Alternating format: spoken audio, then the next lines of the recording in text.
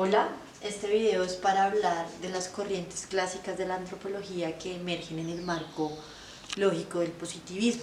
Para ello, habíamos hecho una línea del tiempo un poco ambiciosa que trataba de exponer la relación del contexto con algunos hitos del nacimiento de las lógicas o de la emergencia de las lógicas tanto ideográficas como nomotéticas que se sentarían en el siglo XIX para dar pie a la disciplinarización, a la creación de las disciplinas. En esa línea de tiempo habíamos situado en lo amarillo todo lo ideográfico y allí habíamos ubicado a la etnografía como una ruptura metodológica que habría permitido a la antropología una amplitud, eso ya está desarrollado en otro lado. Ahora, esa ruptura se da en un marco anaranjado. Habíamos dicho que la convención naranja era la asociada a la lógica nomotética, la de la ley, y allí en el marco anaranjado habíamos situado al evolucionismo, al difusionismo, al funcionalismo, luego al estructural funcionalismo. Vamos a sacar de aquí al evolucionismo para hacer un análisis de cómo emerge el positivismo. Vamos a seguir las líneas verdes y vamos a llegar acá, evolucionismo social. Lo sitúan en 1860, entre 1860 y 1890, que serían 30 años en los que emergen las teorías clásicas de la antropología con autores como Fraser, Taylor, Morgan, Spencer, y en donde se le daría a la antropología un estatus de ciencia porque habríamos encontrado ya un método. ¿Qué dice Marvin Harris al respecto? Dice que 1860 es muy pronto para hablar de evolucionismo social, que hay que situar este hito mucho antes, desde 1760, como un antecedente, la noción de proceso y perfectibilidad, que ya estaban latentes en la producción de conocimiento. Ahora, como antecedentes más concretos, él cita los años 1820, 1830, se pregunta por la relación que toda, esta lógica del evolucionismo social tendría con autores como Saint-Simon, Comte, Hegel, y llegaría a la conclusión de decir el evolucionismo está desde antes, está desde principios del siglo XIX y se halla en publicaciones como las que hizo Johann Bachofen o Henry Main, y no estaría necesariamente relacionado con el evolucionismo, con la teoría de la evolución de Darwin, que se haría famosa en 1860 con la publicación del origen de las especies. Tenemos que ellos publicaron alrededor de 1850, 1860 y nunca hicieron una referencia concreta a Darwin, de manera que la noción de evolucionismo se sitúa antes de la emergencia del origen de las especies, pero en 1860 se asienta con unas teorías, con una teorización, con unos modelos de estos autores. Ese modelo básicamente, ¿cuál es? Es un plano cartesiano, no hay que olvidar a Descartes nunca en el positivismo, que ubica unas fases de desarrollo de la humanidad, en donde se cruzan la teoría, el método, la disciplina, las fases permitirían encontrar el método de la antropología con el tiempo.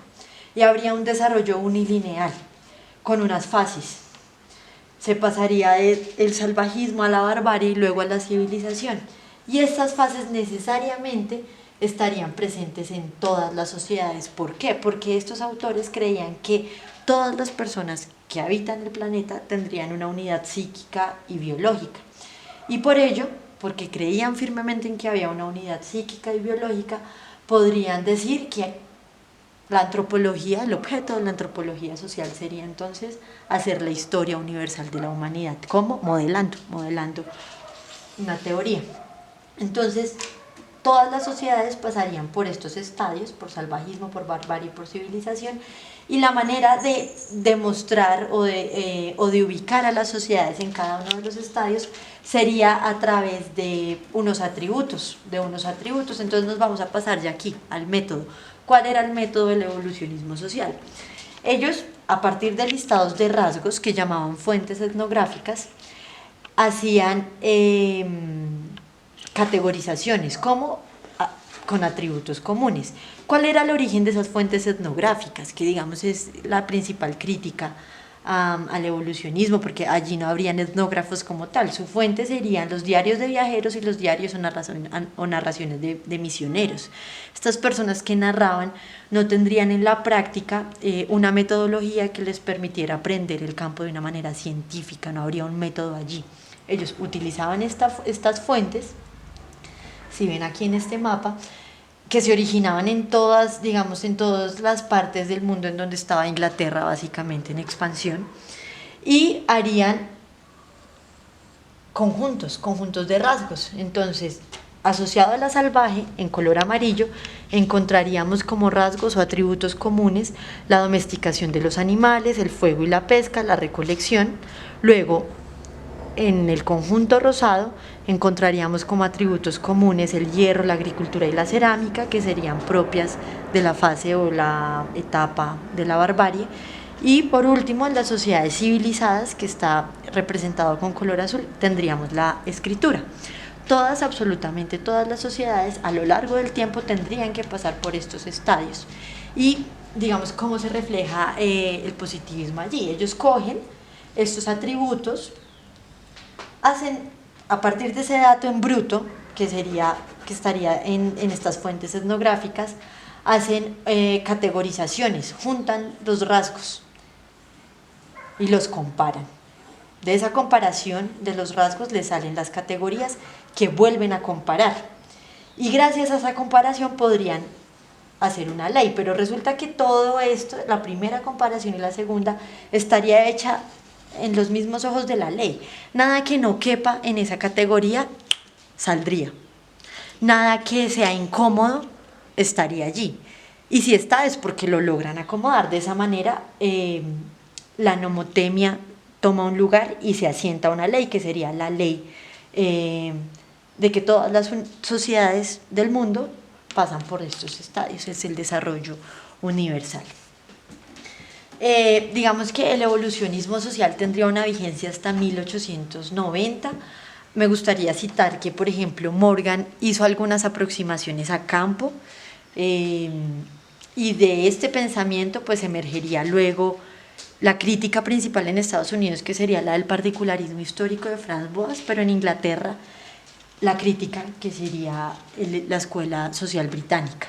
Para poder explicar la escuela social británica y luego el estructuralismo francés, que no va a estar en este video ni en este seminario, hay que hablar del hecho social. El hecho social es un gran concepto, es un concepto que se constituye a sí mismo como concepto y método.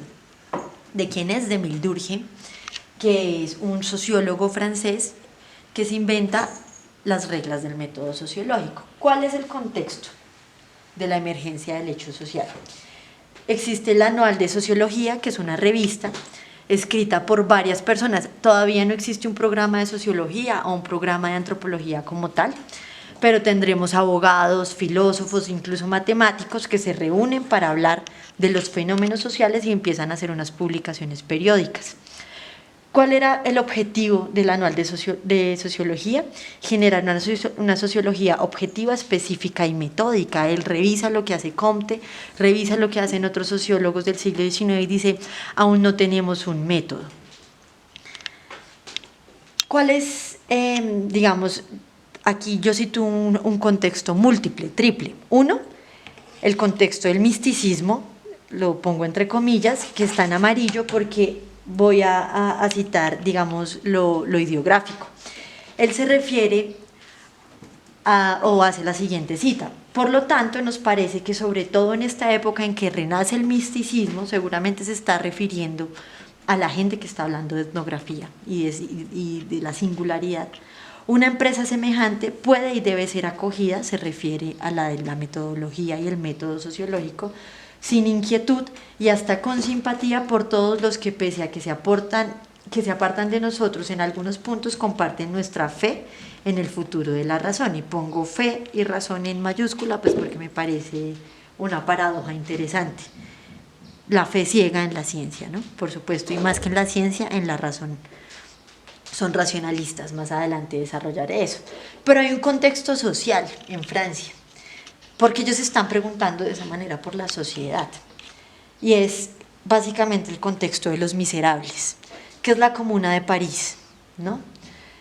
Que es lo que está pasando en Francia y en Inglaterra después de la Revolución Industrial, o en el contexto de la Revolución Industrial. Hay una pauperización, hay unos disturbios, hay una distribución distinta del trabajo que ya está estudiando Marx. Marx aquí está escribiendo. ¿Y Marx qué hace? Marx escribe para transformarla. Él cree que esto se puede transformar, se puede conocer y se puede transformar. Durkheim es muy específico en decir que el hecho social no se puede transformar, no se puede transformar, es flexible y lo podemos conocer, pero no lo podemos transformar. En ese sentido, en este contexto de misticismo y en este contexto de revoluciones industriales y de sociedades súper disturbadas precisamente por esa industrialización, aparece un motivo específico para que se dé un afán de constituir un método sociológico. Y el motivo es que el estado actual de la ciencia ni siquiera permitía conocer las principales instituciones sociales como son el Estado, la familia, el derecho, la propiedad privada, el contrato, el esfuerzo, la responsabilidad. Decía Durkheim que ignoraban por completo las causas de las que dependen esas instituciones y las funciones que esas instituciones desempeñan en la sociedad. Y además las leyes sobre su evolución.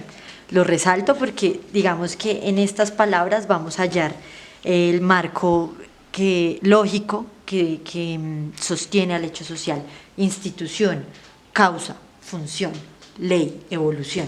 Eso es el hecho social. Ahora, ¿cuál es su método? Durkheim dice que el hecho social es una cosa.